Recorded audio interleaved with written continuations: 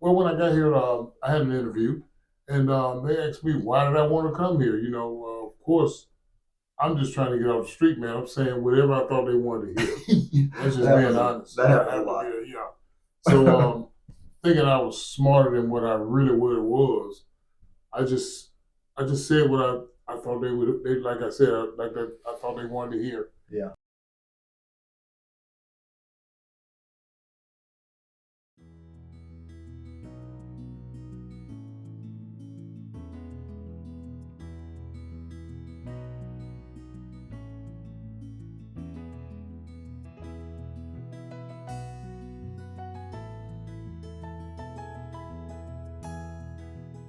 Hey guys, welcome back to the Enter the Mission podcast. I'm George Webby, your host. I'm here with Jeff Roberts, who's a graduate of the New Life program. Welcome to the show, Jeff. Thank you, George. Good. Glad to be here. Man, awesome. So I've been wanting to do an interview with Jeff for quite a while. He's an amazing guy. I want to hear his story. So Jeff, tell us how you came to Brother Brown Mission. Well, to be perfectly honest, I lived in California for about 5 years. I'm originally from Alabama. Things just didn't work out in California. Kind of expensive to live there. I worked there for a company, and just felt like I just wasn't growing, and things weren't changing. So I decided to just come back to Alabama and start over. When I came back to Alabama, I hooked up with some old friends of mine because I didn't have a place to stay. Yeah. Didn't have a job here. Mm. Hooked up with some old friends of mine, and fell back into the same rut that I started in. I was a drug addict for a long time before I stopped, and I got clean and stayed clean for about 7 or 8 years. Mm. Got back here and started hanging out, doing the things that I used to do before I left. Drinking, drugging, just hanging out, just doing what I wanted to do, man.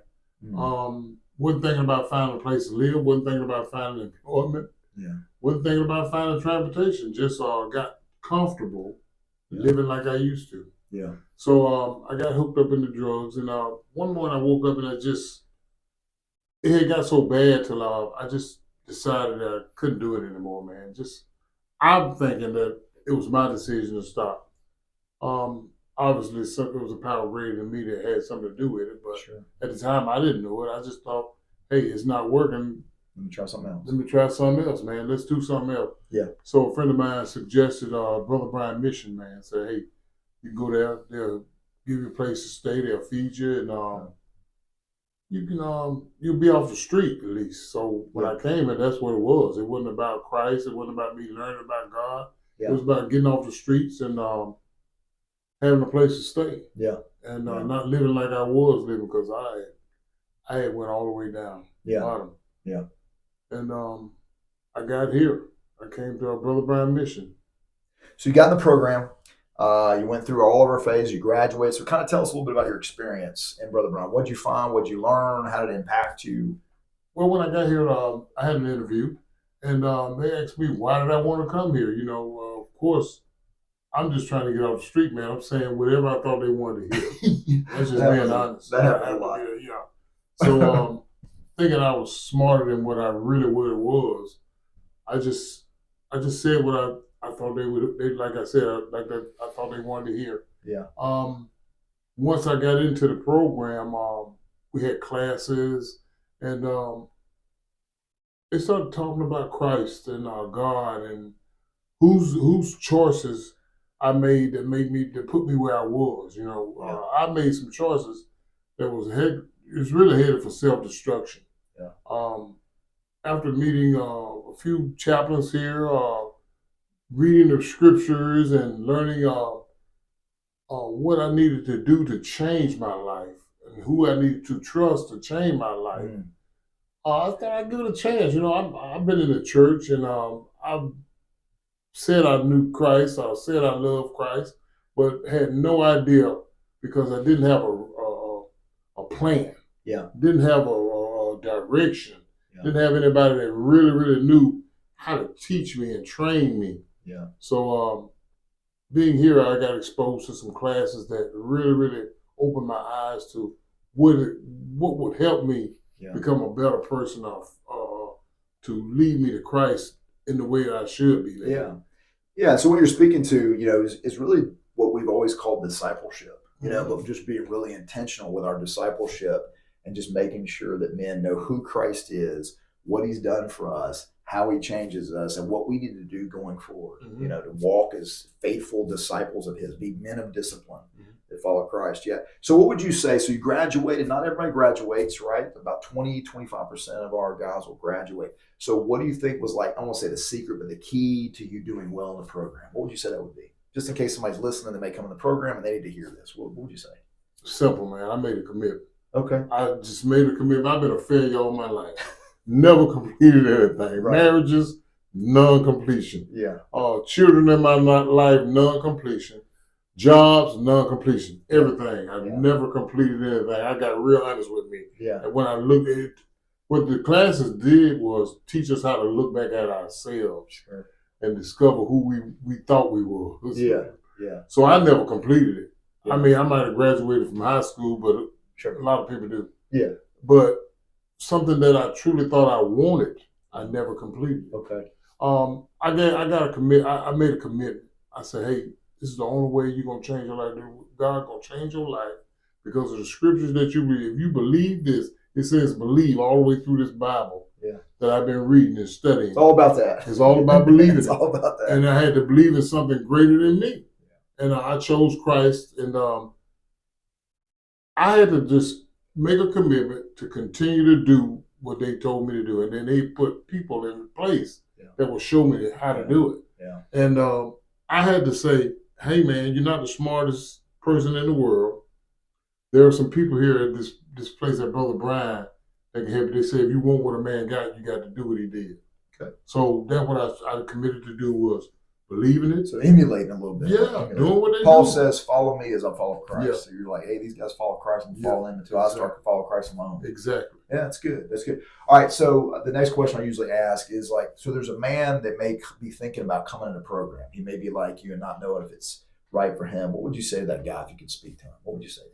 Man, you got to surrender everything that you thought you knew. And I don't know if it's the right thing for you or the wrong thing for you, but I know what I had to do. I had to surrender everything. I actually believed that I had to know that my children wasn't more important to me than what God wanted me to do. I actually believed that. I prayed to God for that, and I said my family, my children, everything, because everything that I thought I was doing to help that situation failed. So I surrendered, man, and I said, hey, I'm going to follow what the rules are. I'm gonna follow the rules. I'm not perfect. No one's perfect. No. So I said, I'm just going to do the best that I can do. Listen to what someone is telling me and just try it. Because if you're not successful in trying something, it can quickly refund your misery. All right. So I guess the next thing, the last thing we'll ask you is, so we get a lot of volunteers, people that serve dinner, they preach sermons here, chapel serve, they come teach classes, they pick guys up and bring them to church. And there's just a lot of the community, the faith community that helps out with Brother Brian's mission, right? What would you say to those folks, the efforts they do, whether it's donations, whatever they're doing, what would you say to them, to encourage them and just to give them some feedback about what they're doing here? It means everything. It's everything. And it's God-led. It's Christ-led. Yeah. And it means everything to a person. If you're talking about helping someone, Brother Brian Mission does exactly what they say they do. Yeah. And I'm just being honest about that. I wasn't told what to say. I don't have any paper in front of me. It helps people. Yeah. And it helps guys if they're willing and they commit themselves to this program. What you do is vital. It just is. And I'm going to end this. I want to add one more piece for you because I'm enjoying this. So what has God done since you've been here? And what is the type of things that God's done in your life since you've been here? He's given me a roadmap. He's given me hope. He's given me something to believe in that I didn't believe at first. Joy. He's shown me how to treat other people. He's shown me what I can do. And there's nothing that I can do to help me get into heaven, but it's just the fact that it helps me be joyous on earth and helping other people. It ain't about me. I thought it was, Yeah. But the joy of helping somebody else and to help them change their lives when they can lead and do the same thing I did, it's spread. It's contagious. What about the fellowship too? I mean, have you made bonds with men that you probably thought you wouldn't have? Yes, I have. Yes, I have. I came in as one of those that would alienate myself, and I remember. the scriptures tell me you can't be that way. So it took a minute for me to get there, but I found out that to try it, I had to try it. Yeah. And once I tried it, God was doing something in me that I didn't know, but it was changing the way I did. It has to be a process that you have to try in order to get it started. Yeah. And then if you stay on that path, it works. Yeah. It really does. Tony Evans, famous pastor and teacher, he says faith is in your feet. Mm-hmm. Yeah, we got to still put one foot in front of the other to have faith. Right? You got to do it. That's good. That's good. Well, that's what I appreciate. Sorry, man. What'd you say? I say it takes work, but don't look at the work as something that you do. It's something that God does in us, Christ does in us. That's right. And that's what makes it work. Awesome. Good. Final word? Glad to be here. I'm not ready to go. I got a long way to go. And, just give yourself a chance, man. That's all you got to do. Yeah, all right. Thank you. So that's going to conclude this episode of Enter the Mission Podcast. Thanks to Jeff for sharing his story and just enjoyed the time together. I hope it edifies and encourages you. God be with you. Peace. We'll see you next time. Thank you.